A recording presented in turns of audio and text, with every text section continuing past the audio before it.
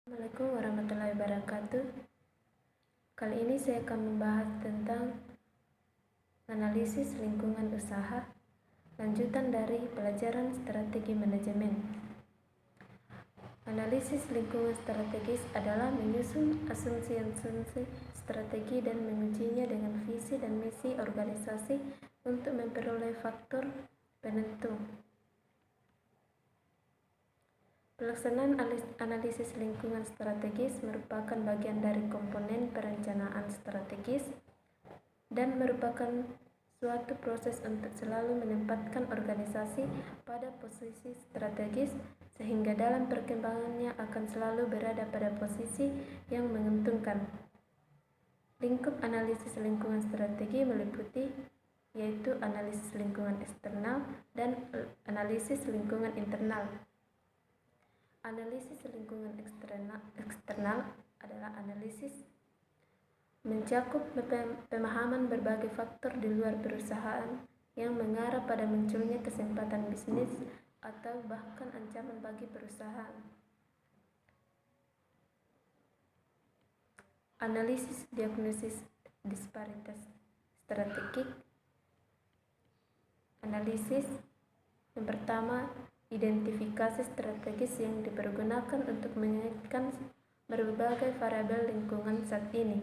Yang kedua, memperkirakan kondisi lingkungan di masa datang. Dan yang ketiga, diagnosis apakah disparitas strategi antara kondisi lingkungan saat ini dan di masa yang akan datang cukup signifikan untuk mempertimbangkan bagi kepentingan perusahaan. Apakah perubahan strategi perlu dilakukan untuk menyesuaikan dengan kondisi lingkungan?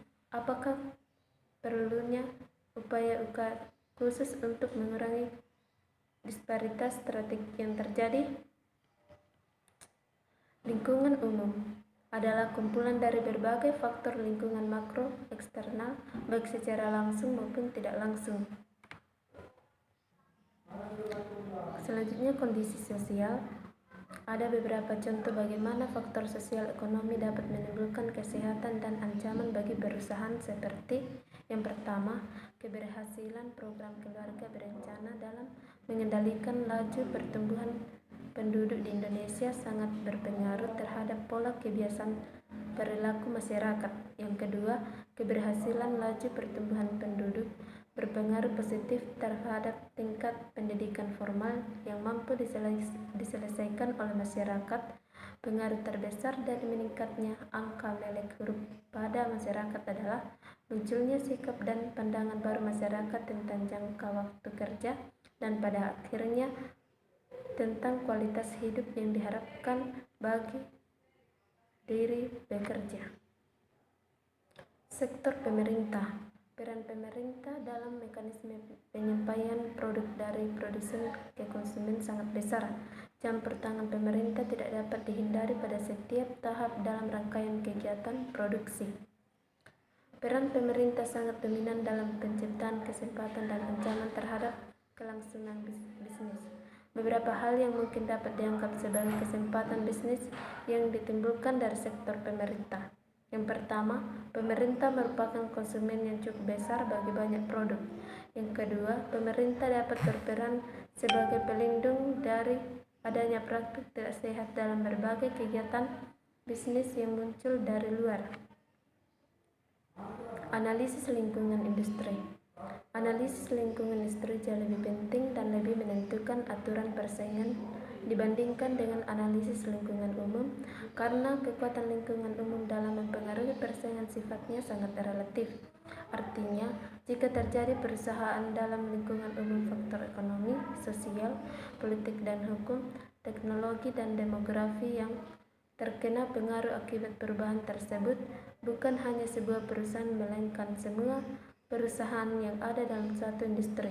Dengan demikian, jika terjadi perubahan pada tingkatan lingkungan umum, kunci keberhasilan terletak pada kemampuan yang berlayan dari masing-masing perusahaan untuk menanggulangi implikasi dari perusahaan tersebut. Ada 5 kekuatan persaingan dalam lingkungan industri, yaitu yang pertama, ancaman masuknya pendatang baru. Kedua, daya tawar menawar masuk. Yang ketiga, daya tawar-menawar pembeli. Yang keempat, ancaman produk. Yang kelima, tingkat persaingan di antara para pesaing yang ada. Di sini saya akan menjelaskan sedikit ancaman masuknya pendatang baru. Adanya pendatang baru dapat memaksa perusahaan yang sudah ada untuk lebih efektif dan efisien, serta belajar untuk bersaing dalam dimensi baru. Secara sederhana, kemungkinan perusahaan akan memasuki suatu industri adalah fungsi dari dua faktor, yaitu hambatan memasuki industri dan relasi dari perusahaan yang sudah ada. Apabila hambatan-hambatan untuk masuk adalah tinggi dan pendatang baru mendapatkan reaksi yang tajam dari pemain lama dalam industri, sudah barang tentu pendatang baru tersebut tidak menimbulkan suatu ancaman termasuk yang serius. Analisis lingkungan internal. Menurut Jones dan Gleck, pengertian analisis lingkungan adalah suatu proses yang digunakan perencana strategis untuk memantau sektor lingkungan dalam menentukan peluang atau ancaman terhadap perusahaan. Lingkungan internal dibagi menjadi 5 faktor antara lain. Yang pertama, faktor pemasaran dan distribusi. Kedua, faktor penelitian dan pengembangan suatu fungsi rekayasa. Yang ketiga, faktor manajemen produksi dan operasi. Yang keempat, faktor sumber daya dan karyawan perusahaan. Yang kelima, faktor keuangan dan akuntansi. Tujuan dan strategi jangka panjang. Bab ini akan membahas mengenai tujuan dan strategi jangka panjang.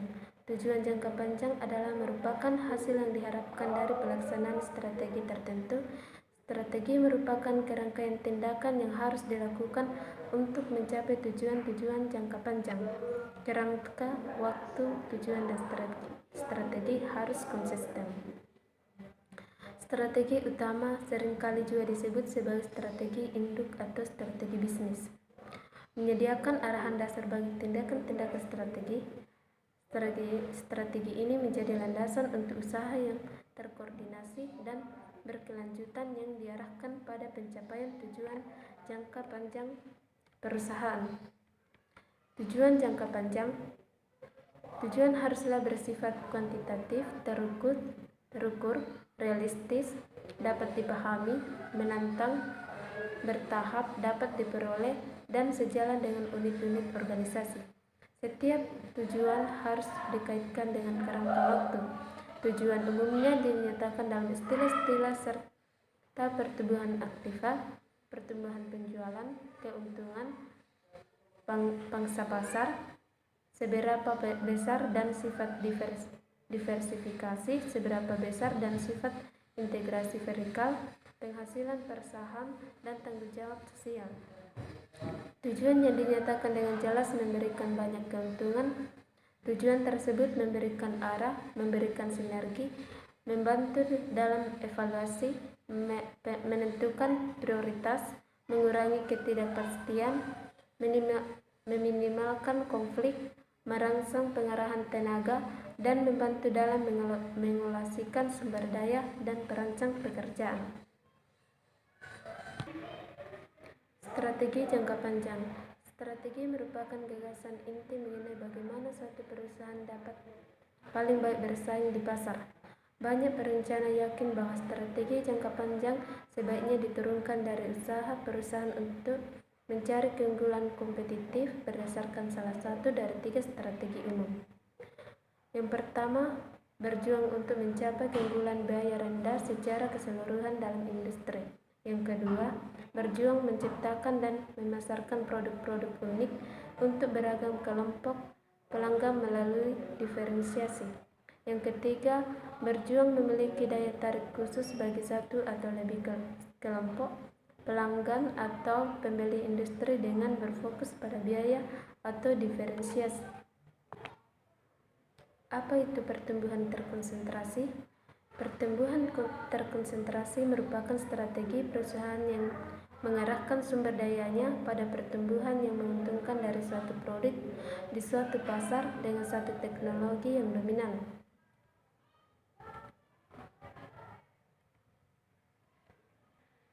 Di sini juga ada pengembangan pasar. Pengembangan pasar pada umumnya menempati urutan kedua setelah konsentrasi sebagai strategi yang paling tidak mahal dan paling tidak berisiko. Dari 15 strategi umum, pengembangan pasar terdiri atas pemasaran produk-produk yang ada saat ini, seringkali terkait hanya dengan modifikasi yang bersifat kosmetik untuk pelanggan di wilayah-wilayah pasar yang terkait dengan cara menambah saluran distribusi atau dengan cara perubahan konten iklan atau promosi. Pengembangan pasar memungkinkan perusahaan untuk mempraktikkan bentuk pertumbuhan terkonsentrasi dengan mengidentifikasikan kegunaan-kegunaan baru dari produk yang ada saat ini serta pasar baru yang didefinisikan dari segi demografis, psikografis, atau geografis. Seringkali perubahan dalam pilihan media, daya tarik promosi, dan distribusi digunakan untuk mulai pendekat ini. Strategi global. Ada 3 kategori strategi global. Yang pertama, strategi globalisasi atau globalisasi strategi merupakan standarisasi rancangan produk dan strategi periklanan di seluruh dunia. Yang kedua, strategi multidomestik atau multidomestik strategi adalah modifikasi desain produk dan strategi periklanan untuk mengakomodasi kebutuhan spesifik dari masing-masing negara.